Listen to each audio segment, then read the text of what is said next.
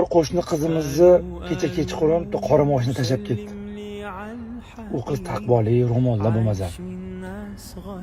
Yonimdan o'tib ketayotganimda tanishimga, "Ey, qalaysan, yaxshimisan?" desam, bir tingomi o'tib ketdi. Bir tingomi. Ne odamlar bunaqa, ne o'zini bunaqa tutadi bu inson, ha? Nima qilishadi? Anu qo'shni qizga keladigan bo'lsak, uni tog'asi ishdan keyin kech bo'lib qoldi. Kechqurun begonani mashinasida yurmagin deb o'zi tashlab qo'ygan ekan.